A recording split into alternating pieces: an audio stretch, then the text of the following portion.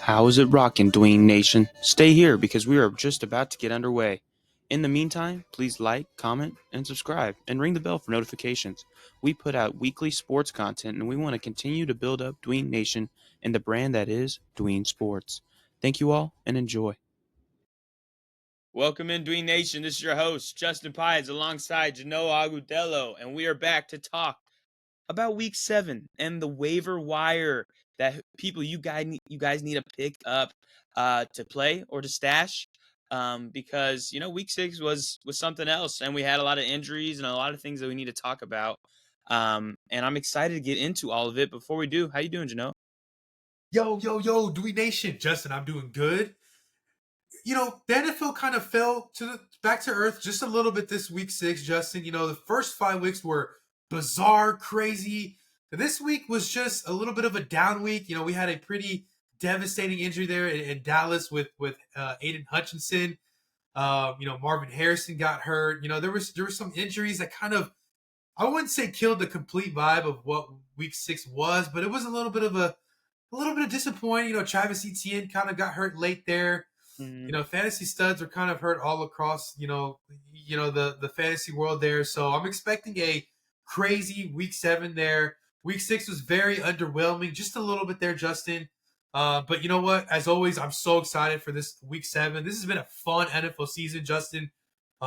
So excited to see what happens. We do have a massive game of the week there in Minnesota with the Lions visiting. And so want to see what kind of Jared Goff we get there, Justin. Do we get the Jared Goff that we saw in Dallas, or do we get those, Jared Goff games where he throws like 3 picks, doesn't even score a touchdown? So very excited for this week, Justin. And, I'm so excited to talk about, who the players are we going to be getting this week, because bye weeks are still in effect. Yep, we got the Bears and the Cowboys. For those who don't know, they will not be playing football this week. We will be scoring the same amount of points as CeeDee Lamb this week in fantasy, so it feels good to be amongst the greats. But anyway, moving into the waiver wire, I'll start us off at quarterback, and I have Drake Maye. Obviously, he had his NFL rookie starting debut against the Texans last week, and he performed pretty darn well for being in his first game. I mean, he was a top 5 RB on the week, or RB quarterback on the week. Throwing 3 touchdowns. Obviously, he threw 2 picks and he fumbled. So there, he showed some rookie, noviceness or early playing. And but I think next week he rolls into a game against the Jacksonville Jaguars, and what we saw from New England on the offensive side was something we really haven't seen all season. We saw some explosiveness. And I know the Texans have struggled in the secondary. And obviously Kamari Lassiter was not playing in that game, but they get the Patriots get an even better matchup playing against the worst, the 32nd ranked defense against quarterbacks. We saw Caleb Williams just go, on bonanzas. Like, it was crazy, go bananas in that game in London. And they're going to be still in London in this game with Drake Maye. And I know it's early and people sometimes don't like London games, but Jacksonville's defense has just been struggling too much. And Drake Maye is too available, only owned in 3.8% of leagues. If you have Dak Prescott and you're already mad that he sucked last week and yet you can't start him this week, why not scoop up Drake Maye? Or maybe you got Caleb Williams. You're like, oh, I got my stud quarterback rest of the season, Caleb. But hey, just throw in another rookie for another week, while he's not playing, and it's a good play, I think. Yeah, Justin, Drake Maye had a pretty good game there against my Texans. And you got to believe that this upcoming weekend, and it's in London, right? I do believe that, they won week 1 and they've lost 5 straight there in New England, Justin. So definitely they're itching to get a win. They, are licking their chops there and seeing how Caleb Williams was able to carve that defense. And even 2 weeks ago in Jacksonville, where Joe Flacco was able to lead a kind of late comeback, didn't win the game, was able to lead it.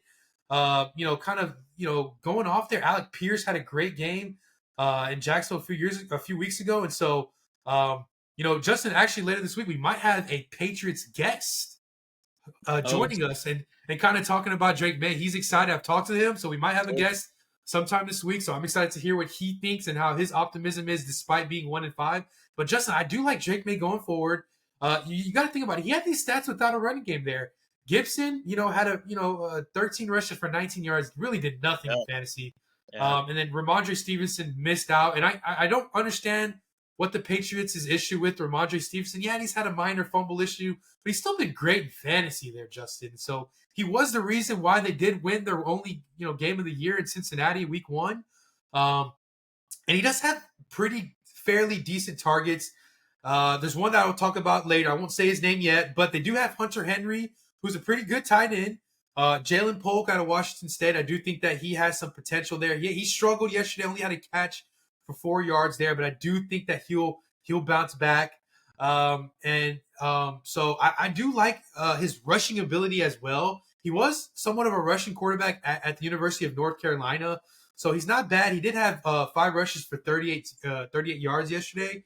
Despite that, the Texans, my beloved Texans were able to go in there and play pretty well defensively. I was very impressed to see Drake Maye right before the half lob it up to Keyshawn Butte, I think his name is. Yeah. He was able to get a 40-yard touchdown, which was an impressive. That was a great throw in one-on-one coverage there. And so he impressed me a lot. He was able to convert on key second and third downs there.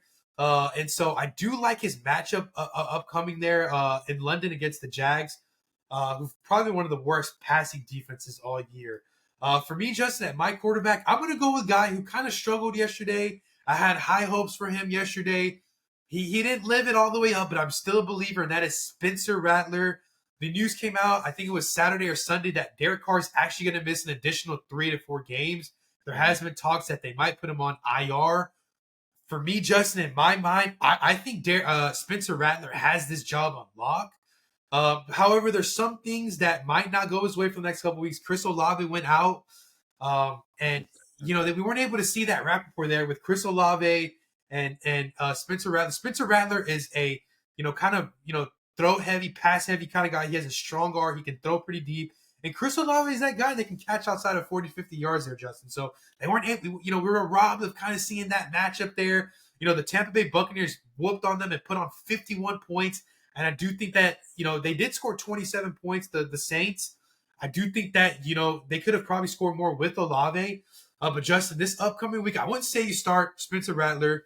But, they do have a game home with, New Orleans, one of beloved figures in New Orleans, and Sean Payton. He's returning there. I do think the Saints are going to need to show out.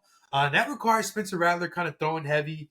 Rashid Shaheed is also questionable. He kind of got dinged up late in that game yesterday. So obviously you wouldn't start him. But looking at the Saints schedule, they do get Denver, but they go to LA, which I think that's a game that, yes, the Chargers defense is pretty tough. I think Rattler can kind of have a sneaky game. They do get Carolina. I do believe that they get them twice. Oh, they already played Carolina week 1. Excuse me. They do get Carolina one more time, though. In Carolina, they do get Atlanta. They do get a struggling Browns. They do go to, MetLife and play the Giants along the season. So it's somewhat of a fairly, mid kind of tough schedule. But I do think Rattler has a talent. Once Olave's back, once Rashid Shaheed is back, Kamara's back. If they can make a trade, I did pitch a Devontae Adams. I don't think if he wants to go there, but I like Rattler as a sneaky guy. Just stash him. I'm a believer in him. I just think he needs his targets.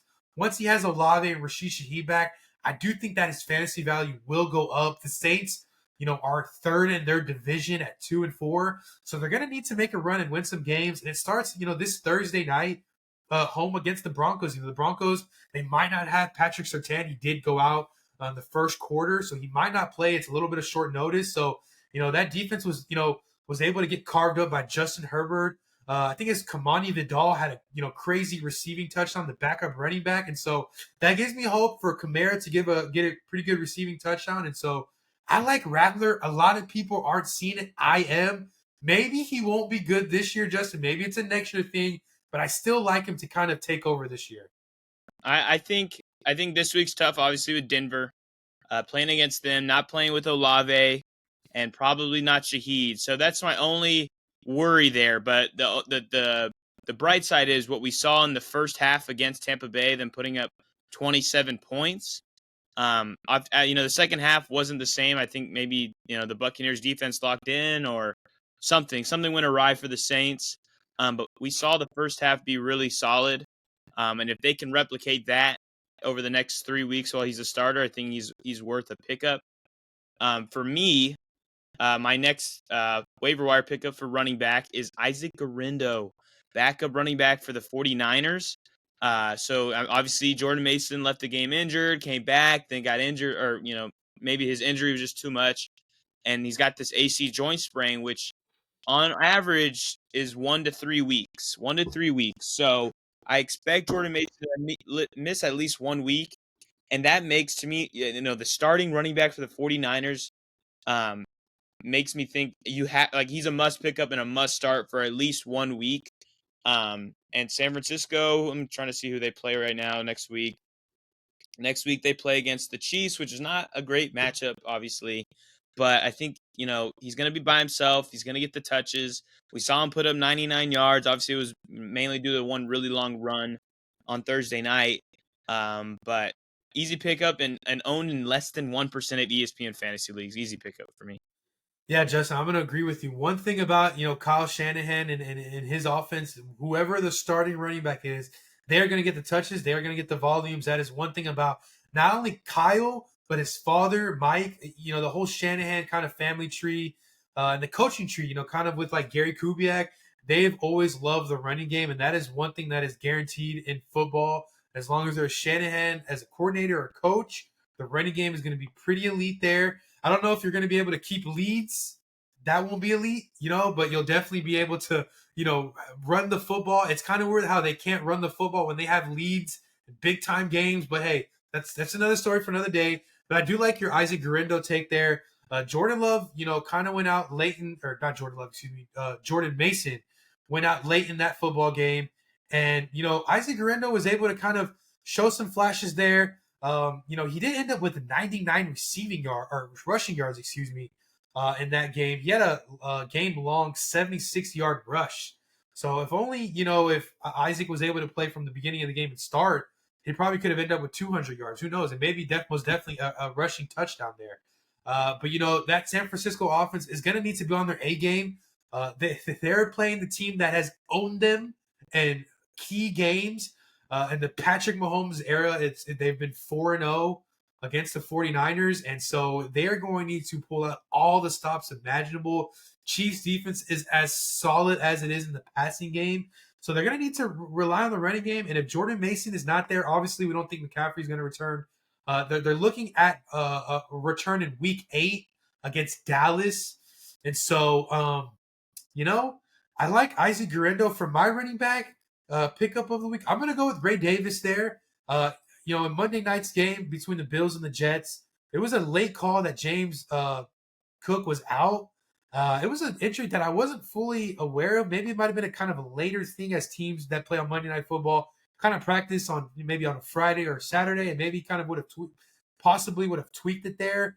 And so, I like what I saw in Monday night's game between, the Jets and the Bills there, and how that running game with Ray Davis, he just looked pretty solid there, and I liked him. He's only owned in 10% of fantasy leagues. Obviously, James Cook is a stud, and the Bills don't run the football much. But the Bills, if James Cook were to miss next week, I do like Ray Davis there. I feel like Buffalo needs a little bit more of the running game, and they do play the Titans at home. So I kind of like that matchup there for Ray Davis to definitely get a couple touchdowns there. With the bye week, you don't have Swift, and I mean, there's not really any running backs in Dallas that you're starting. If you were starting Dowdle, then maybe you can start Ray Davis. Swift won't be playing next week, obviously, so maybe that could be a guy you can sneak in there. Maybe guys like Zach Moss is struggling. You might not start him there next week. You can plug and play. You don't have Chase Brown. Maybe if you missed on guys like Tyrone Tracy and you're not really high on those Tampa Bay running backs, maybe there's a guy that you can get. Obviously, Issac Guerendo is more of the pickup of the week if Jordan Mason were to miss. But if Jordan Mason plays somehow, maybe this is a guy you can sneak in your lineup. It's not known on the severity of James Cook's foot injury. I think he's a foot/toe injury. But I do like that matchup there next week, home with the Titans. Yeah, I mean, I think Ray Davis played pretty good in his opportunities this week. Right under 100 yards rushing, he got some catching, put up 16 points. I mean, very solid in his first opportunity to kind of be the lead back. Um, I do, next week, Tennessee, you say it's an easy matchup, but they've been one of the stingier defenses this season. But I think, on a team where the Bills are a very solid offense. I think if he's the lead back again, he's going to get the touches. He's going to get the catches. He's well worth a pickup, especially if James Cook misses more than 1 week.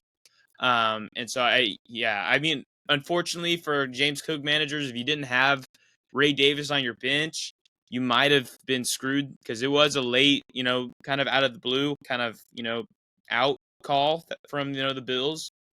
But Ray Davis, you need handcuffs, right? And a guy that showed up in his first opportunity as a lead guy, I think it's an easy prime pickup for week 7. Moving to my wide receiver, I got Juju Smith-Schuster. So obviously, if you got ahead of the curve and you were able to pick him up last week, good on you. He had the bye week. Now he comes off the bye, only owned in 17.7% of ESPN leagues. But he showed out in the last game that the Chiefs played in, where he was the clear wide receiver 1, put up over 100 yards receiving. Now he comes into a game, a Super Bowl rematch with the 49ers. And as long as they don't bring in a guy like Amari Cooper or DeAndre Hopkins or Devontae Adams or something crazy like that, Juju Smith-Schuster might be one of the steals of the waiver wire. I think he's going to be their top guy. Unfortunately, Rashee Rice out for the season. Hollywood Brown out for the season. Xavier Worthy to me is going to be more of the gadget play, long touchdowns, in and out jet sweeps and stuff like that. Where I think Juju is going to be more of that possession receiver that we saw Rashee Rice do, before his injury. So I think Juju Smith-Schuster might be the steal of the waiver wire. Yeah, Justin, I love it. When Rashee Rice was there, Justin, he was getting all the targets, all the catches, all the yards. And there's two things with this Chiefs offense that leads me to agreeing with you, Justin. First of all, Travis Kelce hasn't been the Travis Kelce we know and love. I don't think he's hit 100 yards on this year. I don't even think he's gotten a touchdown this season, Justin.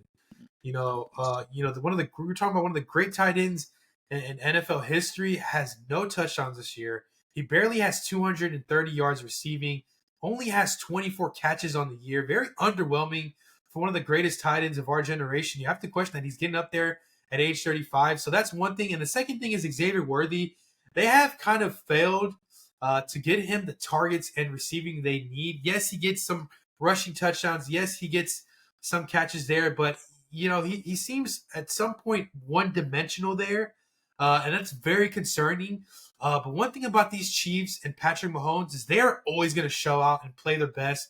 I don't know what it is when they play the 49ers, Justin, but they absolutely own the 49ers. Mahomes owns them. He had a great Super Bowl this past year against them.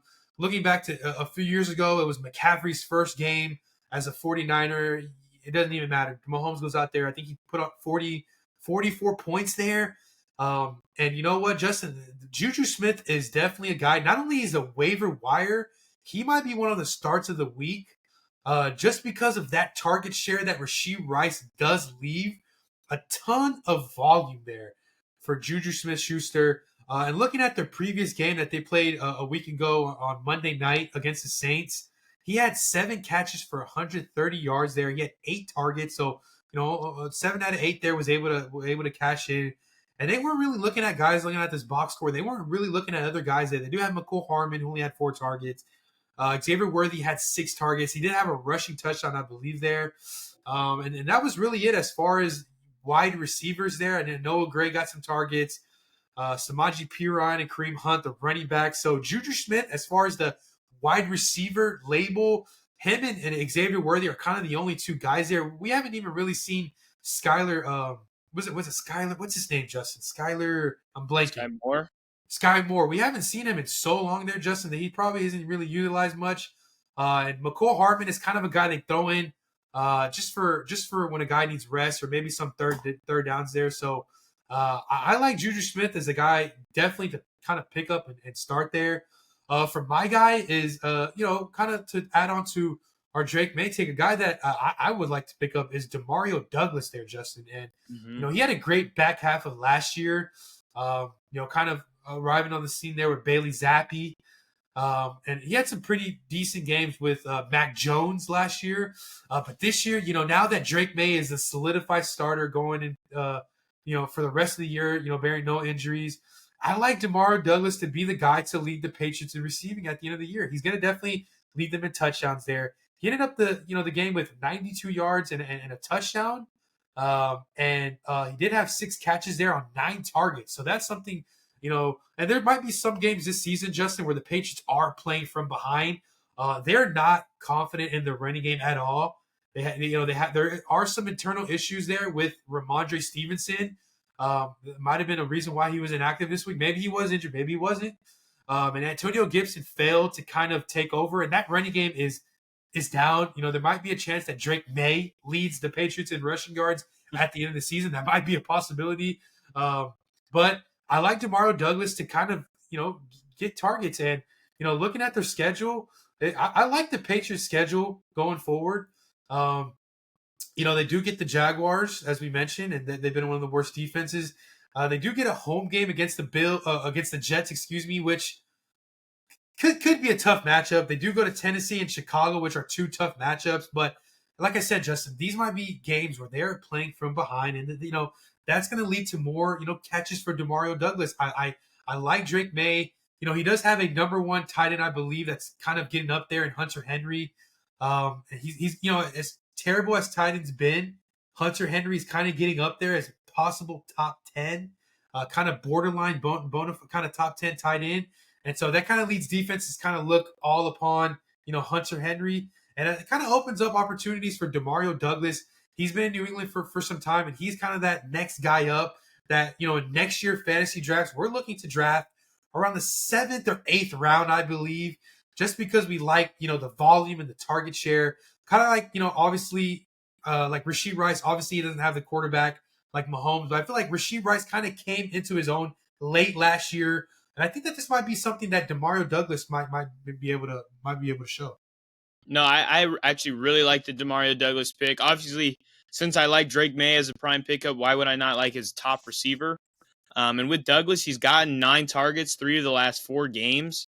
And he's got a really, really good matchup against the Jaguars this week. I think you can plug him in immediately into your lineups.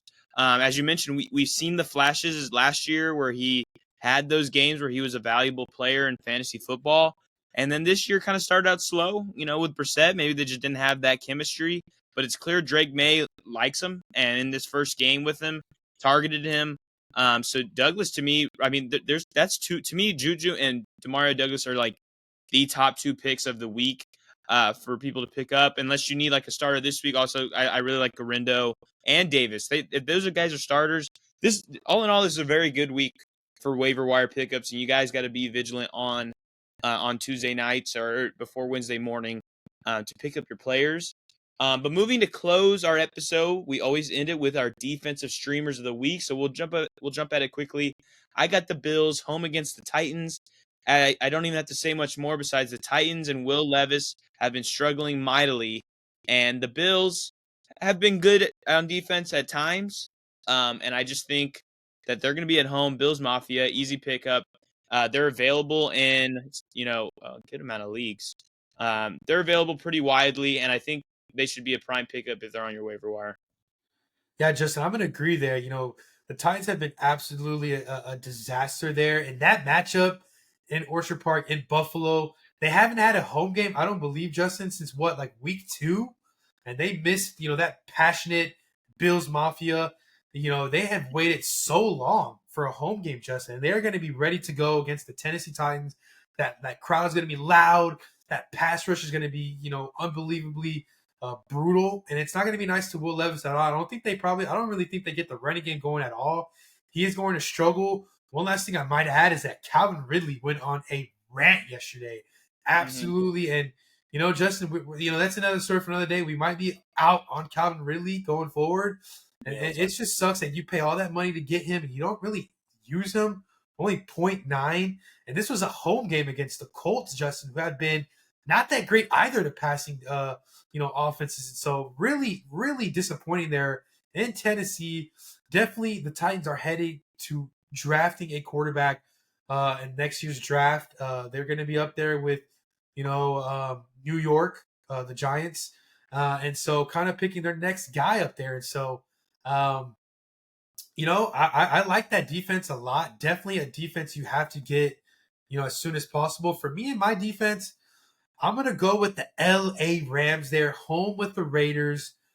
Look, the Raiders have been another disaster. A team that we were high on. We're excited about Zamir White. And the only thing that were a little bit questionable was the quarterback. But, Minshew's had some fairly decent years. But, at this point, Justin, we're not sure if Devontae Adams is going to play. It's very, very up in the air. No clue of where Devontae Adams is going. He might not play. I think Jacoby Myers did miss this game. And, this team was very underwhelming. They got blown out at home yesterday against the Steelers. And they go to LA now, which the Rams had a bye week this past week. They have time to rest. And I think that, in the offensive side, they're going to get Cooper Kupp most likely this week. They're going to get Cooper Kupp back. I think that Matt Stafford and that LA offense with led by Kyron Williams, they're going to be hot. They might go up 14, 17, maybe 21-0. And that, leaves McVay and that defense very comfortable. They're going to get some sacks there led by that rookie D-line. And that defense is very young. They've had time to rest. And they need a victory bad, Justin. The Rams, they need it bad. And Aiden O'Connell is going to most likely get the start in this game. Not a big fan of Aiden O'Connell at all. I do think Minshew is a better quarterback. I even think Will Levis is a better quarterback than Aiden O'Connell, Justin. I even think guys like Jarrett Stidham or like a Sam Howell is better than an Aiden O'Connell. And I think he's going to be under pressure all game, which is going to be some sacks. I do see some forced fumbles for sure. Maybe a punt return touchdown as well, Justin. So I do like this Rams defense a lot this upcoming week. Yeah, I mean, usually you would look at the Rams and be like, yuck. But, in their last game before their bye, they played the Packers, got double-digit points on the defensive side in fantasy. And now they play a Raiders team that is struggling mightily. And the Rams are home. So I agree. I think they're a very good pickup. And that's our waiver wire discussion for this week. Make sure you got your picks ready to go. It's hopefully you're not on the poor side of 0-6, 1-5, 2-4. That's a tough land to be in, but that's why you use the waiver wire or trades to flip your season around. I know I'm 2-4 in a handful of leagues, so gonna be working the waiver wire, make the right plays. Probably cutting Calvin Ridley. I was actually, when we talked about it last week, I was OUT if he didn't do good this week, and he got me just about 0 points. In our big league, I was confident in him for some reason. I started him over Devonta Smith because I was that confident, and I was also that wrong. So yeah, Calvin Ridley, tough game. Titans are that's more on my take, but I agree. The Raiders are tough. Aiden O'Connell is rough, and yeah. But thank you guys for listening. We got a couple more episodes, and then obviously week 7, we're gonna roll out more and more content in the next couple of days. So stay tuned, and send us out. Yo, Dewey Nation, what a great episode. As Justin mentioned, if you are low down there in the standings and fantasy rankings, this is the time of the season to turn around. We're going into week 7. Playoffs start about week 13, week 14, maybe week 15. So you do have a good 6 to 7 weeks to kind of turn things around. It starts now. Once standings go, once this week goes final, waiver wire is time to search. What better place to come to than here at Doing Sports there? Justin, this was a great episode. And so thanks for watching, everybody. Show us some love. And as always, peace.